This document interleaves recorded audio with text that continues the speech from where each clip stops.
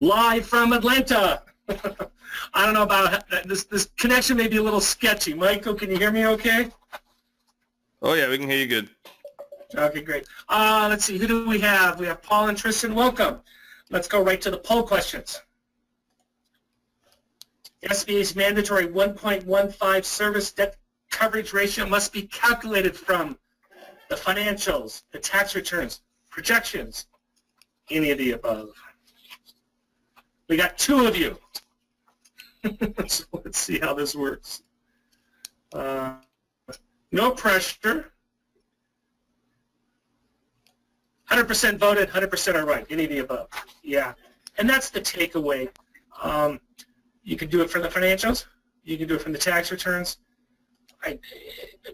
From a BDO standpoint, you should probably be consistent. I would not, please don't go and say, hey, Coleman said I could do it from projections, and if the financials are showing a loss, you're going to have issues. So, question number 2. If you're underwriting a variable rate loan, a prime plus loan, an anticipated rise in interest rates in the current environment we're in, we think interest rates are going to rise, must be included in cash flow. The answer on that is false. Yeah, you don't have to include it. It would probably be appropriate to do some type of stress test. You're certainly not going to do it at prime plus 21 or when prime is 21%, but I think that's prudent in terms of what is happening. Number 3, if you add back depreciation for cash flow purposes, you must also subtract anticipated equipment purchases. Let's see how you 2 do on this one. What do you think? If you add back depreciation, you must also subtract anticipated equipment purchases. No one's biting. Or my internet's dropped. All right, I got 1 person. Good, both of you say true. The answer on that is, it's a trick question because I said must. Prudent lending is yes, you should. You don't have to by definition because we don't know what's in the future. Now, if we know specifically what they're going to purchase, yes. I think you should do it as prudent lenders, but it's not mandatory. And this is where underwriting gets to be creative. If you have a loan and the loan fails because the underwriter, the BDO, said, yeah, we knew they had to buy this $500,000 piece of equipment in order to get the $2.5 million in sales were projected, and then you're going to have issues. So, number 4, which of the following is the best positive impact on Franklin Brothers cash flow? We're going to reduce inventory from 30 days to 20 days. We got American Express. This is dated. I should have probably put in on-deck capital. Now the alternative lenders, that's where I've been the last 2 days. I've been in an alternative lending conference. Fascinating stuff that's going on in that space. Reducing AR turn from 75 days to 40 days. And both of you, or one of you answered that, and that is correct. Reducing that AR turn frees up, because what happens when we reduce the AR turn, it frees up cash. Yes, we're going to reduce inventory turn. That will also free up cash, but it's much more significant from the AR. And finally, well, that's it. So what I talked about in week 6 was gave you a lot of cash flow, gave you a lot of how the underwriters think about this. I really wanted to hammer home the point of you have to use projections at your own peril. Understand them, but we do want to base loans on historical performance. Remember also that if liquidators, the Inspector General, are great at Monday morning quarterbacking, and if you say, hey, I'm doing projections that's going to show 30% rise in revenues, of which 15% are above the industry average, we're going to make twice what you expected. Those numbers don't come to fruition, then you have an egg on your face. And someone's going to say, well, that wasn't prudent, that was stupid. So we want to be careful about that. Okay, we have some email questions. Thank you. Joseph, Michael, who's on first? How would you determine the amount of working capital that's needed for different types of business? Do you use any rule of thumb? Who typed that out, Michael? Is that Joseph or you? There is no rule of thumb. This is part of the art of underwriting. the part of structuring a loan. Some people say, I want to have 6 months cash. The Inspector General demands, SBA demands that we have enough working capital sufficiency for 18 months. Now, it doesn't say that we need to have 18 months of operating cash in the bank. We just need to determine that it is prudent. I think when you look at what is sufficient, you have to realize also, and this is an interesting discussion, what do you do if you have a borrower, mom and pop restaurant, they say, first year we're going to operate at a loss, it's going to take us a while to get going in the community, but that second year we're going to rock and roll. By definition, it's ineligible. We have to show that the business can repay the debt. This was also interesting. They said, well, mom and pop can throw in an extra $100,000 to tide it over. No, the loan is being repaid from the cash flow of that startup restaurant, not from mom and pop's resources.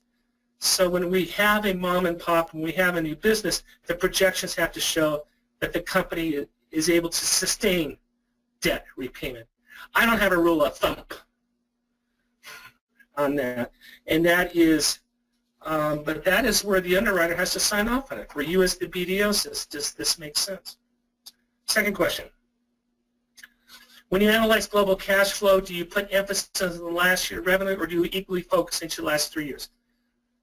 The SOP is silent. It is agnostic. I would say do what your bank does. The conservative method is to average the previous 3 years. In Franklin Brothers, the way we've structured it, we actually make it work so it does cash flow positive when you average the 3 years. In this case, I've made it difficult. I purposely say, hey, you have that second year of the loss 2 years ago. How are you going to handle it? And I purposely put that in there to let you wrestle with that. Is it fair to average the last 3 years when year 2 was an anomaly and we have all this exciting stuff that's going to happen with the third generation moving in, some nice contracts and a bigger building and more revenues? That is something the BDO and the underwriter have to wrestle with. The short answer is if your bank would allow the cash flow to be determined on a conventional loan on year 3 or last year, understanding that year 2 is an anomaly, then you can do it. If you say, no, we have to average all 3 and we need to get that minimum 1.15 or our standard maybe a minimum 1.25, I would do that. Remember, SBA is used to what? Shore up collateral, perhaps give a little bit more money based on our collateral base to amortize the term. SBA lending is not geared to fix cash flow problems.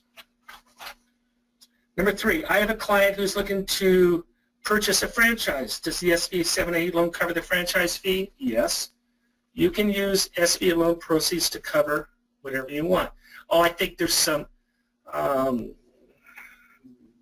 very specific things that are prohibited, which I can't come off from the top of my head right now, but you can finance appraisal fees. Anything that the borrower is coming out of pocket, the SBA guarantee fee you can finance. You can finance all these fees. But remember, you still want to determine how much skin in the game does the borrower have. In the franchise, yes, we can do that. Now, I know in franchise, for example, you cannot count as equity injection the borrower paid $5,000 out of his pocket to go to franchise university. No, that's not equity injection. We're not going to play those games. We're not going to allow that.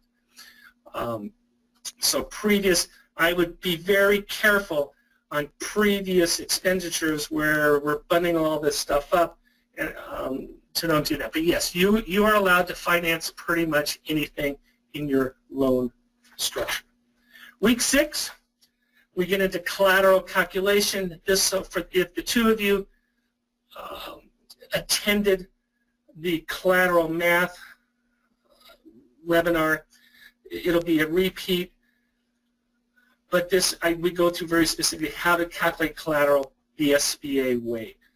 We talk a lot about the borrower form 1919 and talk about the 1920 and specific SBA rules on refinance beginning construction. Obviously, we're talking about Franklin Brothers. Give you some reading on the collateral. Take a good look at that. SBA is very specific on how you calculate this.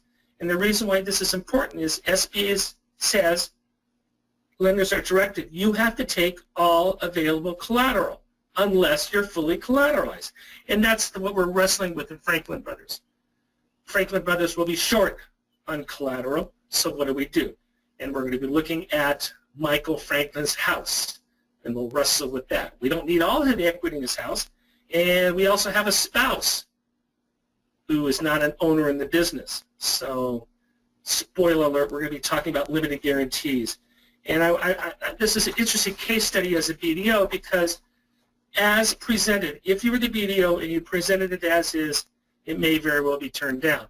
So therefore, what you're doing is you are doing a little triage and you're doing financial management and you're saying, hey, let's take a global picture of what's really going on in this business and let me try to solve your cash needs for the next 2-3 years.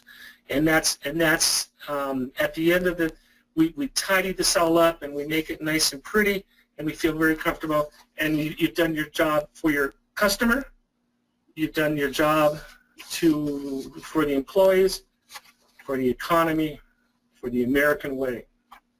That's all I have. This is a little short session. I know there were some other questions out there, and I apologize. I think they got lost in the internet, but we'll bring them in. Let's see. Do you? Brandon, welcome. Do any three of you have any specific thing you want to ask me at this point in time? Raise your hand, and Michael will patch you in. And I do not see anybody's hand being raised. So I hope you're enjoying. Oh, someone. Michael, does Tristan want to come on? I see an exclamation point. I don't know what that is. That means that they're looking at another screen. Okay. Oh, I called her out. Okay. I'm back in town. I'm off the road. So we will go back to normal for next week. Keep the questions coming. I hope you're enjoying it. I promise by next Friday I will have the schedule for the BDO specific webinars. They will be at the same time, and I'll let you know. Those will last they will last an hour, so plan accordingly, and I'll get those. I know we have holidays coming up, so I don't want to burden you too much with that. But that, enjoy the weekend. From Atlanta, Georgia, I'm out.